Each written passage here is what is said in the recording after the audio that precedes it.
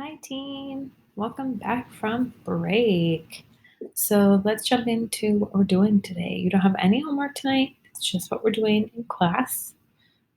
So little way to ease you in here as we're coming back. So let's talk about what we are doing today.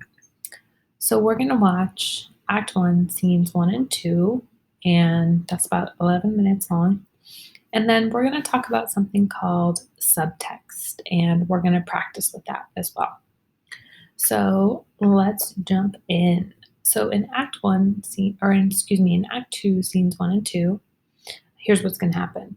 So Romeo leaves his friends. Remember, they're leaving the party at Juliet's house. So Romeo leaves them behind, and he goes back to the house to find Juliet. Juliet appears on the balcony, like outside her bedroom, and Romeo watches her. And as he does so, he's comparing her to the sun, right? Saying that she's beautiful and she gives off light, etc., etc. So Juliet kind of starts talking to herself, and she's upset that Romeo is a Montague, but she says that if he gave up his name, she'd be with him. Or if he said he loved her, she'd give up her name, right? So basically, if either one of them was willing to kind of like not be part of their family anymore, then they could be together. So when she says this, Romeo reveals himself and he's like, "Hey, I love you." And they have this whole conversation, and she tells him that he needs to go or he'll be found and hurt, right? He's trespassing, he's a member of the other family. And he's like, "No, F that. Your love is going to keep me safe. It'll be fine." So they have this whole conversation, and Juliet says she loves him, but she's a little worried that Romeo is a liar or that he's inconsistent. So he starts to promise her that he's not, and she freaks out because she feels like everything is happening too fast. And he responds with, like, "No, really, I love you. Everything is fine." And then, they start needing to go. The nurse starts calling for Juliet. And Juliet tells Romeo that she'll send him a messenger the next day, and they say goodnight. So a lot happens. But let's be super, super clear here. Juliet is 14. Romeo is probably 17. All right. And they literally just met, like not even an hour before. Okay. They just met like an hour ago, and they're already saying they love each other, and it's like a whole thing. So they're really wrapped up in and kind of getting carried away with their emotions. So let's be real clear about that. Okay, so you can pause this video and you can go watch that and then come back to this, and I'll talk you through what subtext is and how it works. Okay, so subtext is like the meaning underneath the words that a character is saying. So it's not the what they actually said usually. It's like the feeling underneath it, right? Or the situation that maybe they're really actually talking about. Like it looks like they're talking about one thing, but really they're talking about another thing, right? So it's the true meaning behind what they're saying. So let's do an example. Let's say Miss Townsend and I are having a conversation about school, and we're trying to figure something out for your class. And, we're having this conversation, and she brings up an idea, and my response is like, "Oh, I don't care. I'm sure." Right. So, from the way that I said that, it would sound like I don't really care. Right. Like she can do whatever she wants, and I'm cool with it. That's one way. Right. That's so my subtext is like, I don't really care. I'm cool either way. If we're having that conversation a different time, right, and she brings up an idea, if I respond by saying, "You know what? I don't care. Just do whatever you want. I don't care." Right? Do I actually not care? No, I clearly have very strong feelings about that, right? From the way that I said it. So the subtext is really, really different. Even though the words are the same, the subtext is really different. So when we're talking about subtext, it's really important to pay attention to how a character is saying something, the facial expressions they have, um, who they're looking at, their body language, all kinds of stuff. Okay. So I want to make really, really clear that when we're talking about subtext, we're not asking you to put what a character is saying in your own words. We're asking you what's the meaning behind what they said. What are they really talking about? Okay.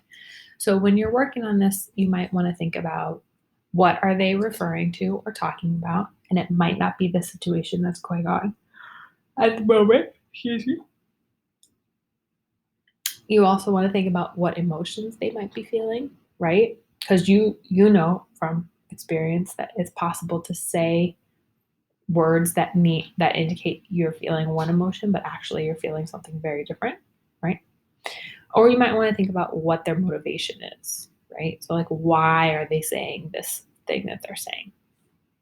Okay, so you want to have open your worksheet for today, just 3.7 subtext 2.2, and you want to have open your text, right? So you should be up here, the no fear translation. If you clicked the link, it took you right here to this page. And we're talking about Act 2, Scene 2. So I'm gonna click on that one. Okay. All right. And now I have this open. Okay. All right. So let's look at what we're doing, and we'll do a couple together.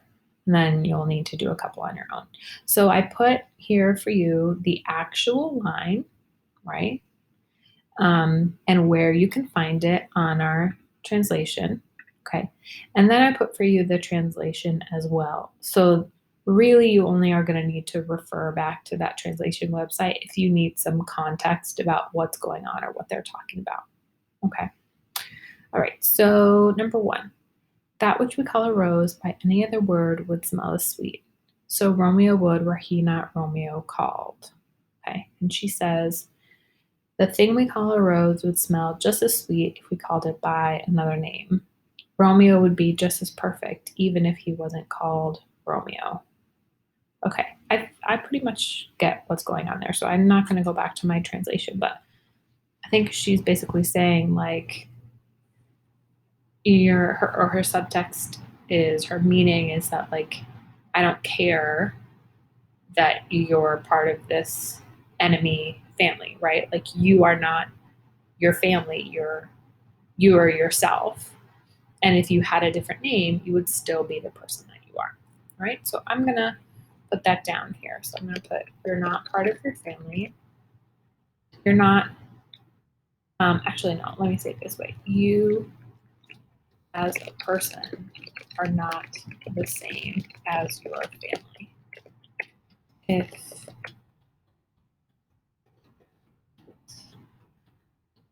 If you were part of a different family,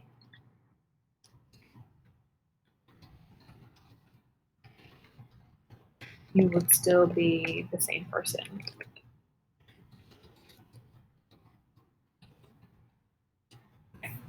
So she's saying like she doesn't love him because he's a Montague and her enemy. She loves him because of who he is, right? So I'm going to add that. She doesn't love him because of the family he's part of. She loves him because of who he is, the person. Awesome. So that's the first one. We'll do another one together, and then we're gonna have you try the last two on your own. Okay. So Romeo says, alack, there lies more peril in thine eye than 20 of their swords.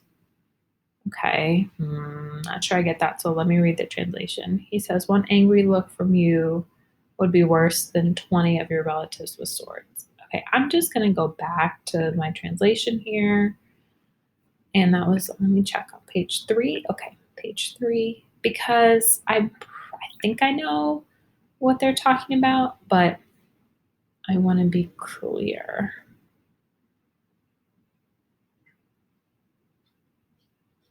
Okay, so here's Romeo's line, but I'm going to go back a little bit. So Juliet, How did you get here? Why did you come here? It's hard to get in. If any of my relatives find you, they'll kill you because of who you are. Okay, so that's this part. They're talking about like how dangerous it is for him to be there. Okay, so Romeo says, I flew over these walls with the light wings of love. Stone walls can't keep love out. Whatever a man in love can possibly do, his love will make him try to do it, and therefore your relatives are no obstacle.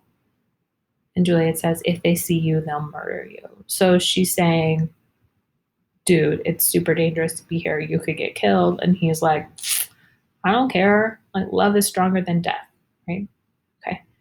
So then that's when he says this line, one angry word from you, look from you would be worse than 20 of your relatives from swords. Okay. So they're talking about how dangerous it is for him to be there. And he's saying he doesn't care, right? So that's what I'm going to put. He doesn't care that he could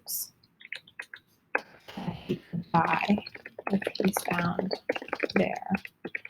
All he cares about is whether or not Juliet loves him back. And I'm also going to add, I think this will probably come out if we were having a conversation. I'm going to add, he's willing to risk his life to find out. And also, I want to make it clear here, he says, one angry look from me would be worse than 20 of your relatives from sword. Than 20 of your relatives with swords. So, like, he feels like Juliet not returning his love is worse than death.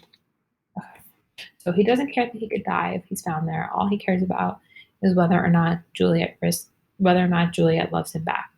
He's willing to risk his life to find out. He feels like Juliet not returning his love is worse than death. Okay, so I'm going to stop there and you're going to do the other two. All right. And again, if you get stuck, you can shoot me an email or a remind. And of course, I'll help you out.